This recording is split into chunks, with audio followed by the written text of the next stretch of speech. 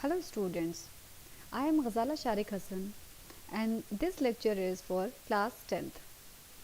In our previous lecture, we did our very first chapter from the book A Letter to God, and now we are going to do our very first poem from the book First Flight itself.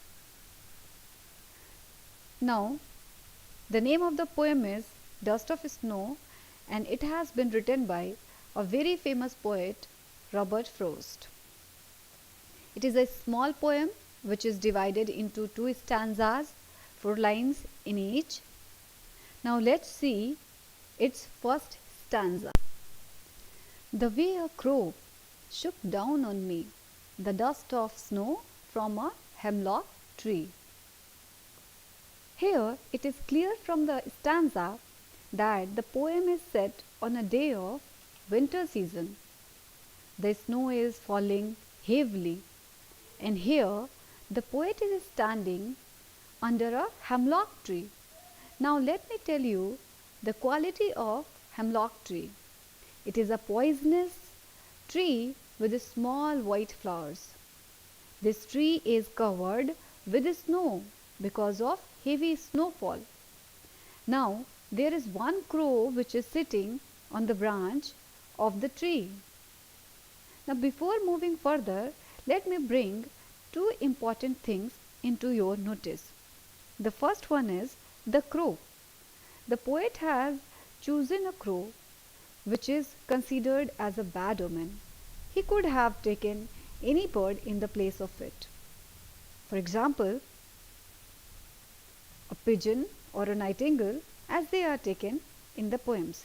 Secondly, he has opted hemlock tree, which is a poisonous tree and its flowers give bad aroma. The poet could have taken more beautiful trees such as maple, an oak or a pine tree, but he has intentionally chosen two negative things in the poem to depict the environment negative and gloomy, and to show himself depressed and being in a negative mood and environment. So we were talking, the poet is standing and a crow is sitting on a branch of hemlock tree which is covered by snow, and meanwhile the crow moves on the branch, and the movement of the crow on that branch makes the dust of snow fall on the poet. The way it does, it brings. Now let's see the next stanza of the poem, which is also a last stanza of the poem. Has given my heart a change of mood and saved some part of a day I had rued. So as we studied in the previous stanza, the poet was trying to say that as the way the crow shook the branch of the tree and the falling of snowflakes on the body of poet has changed his mood. It makes his heart happy. He felt as if the falling of snowflakes has saved his day. As we know, for reasons unknown, the poet was having a terrible day.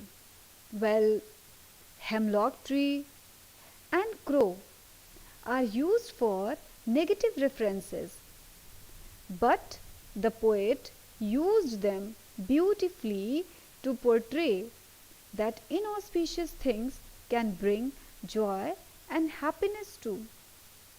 And by this is what? This is hemlock tree and the crow, which has changed the mood of the poet and has saved him from the further regrets of wasting a day. So we should not have, what do we learn from this poem? We should not have any preoccupied notion for anything, and we should always have a positive aspect towards things or life, even if negative things can give you some hope, some positivity. So this poem was all about to have a positive aspects towards the things. Thank you, students. Now let's see the questions based on the poem. What is a dust of snow, and what does the poet say has changed his mood? How has the poet's mood changed? You know, do you know the answer? Yes, of course, if you have gone through the poem, you can answer these questions. What is a dust of snow? Dust of snow is a snowflake, particles of snow. And what does the poet say has changed his mood? The poet says that the negative things, two negative things, the crow and hemlock tree, changed his mood. Or the falling of snow on his body also changes his mood. And how has the poet's mood changed? Poet was in depressed mood initially, and then he becomes happy. So his depressed mood has been changed into a happy mood. Now again, how does Frost present nature in this poem? And the following questions may help you to think of an answer. What are the birds that are usually named in the poems? So try to think over it, just ponder over it, and try to answer these questions on your own.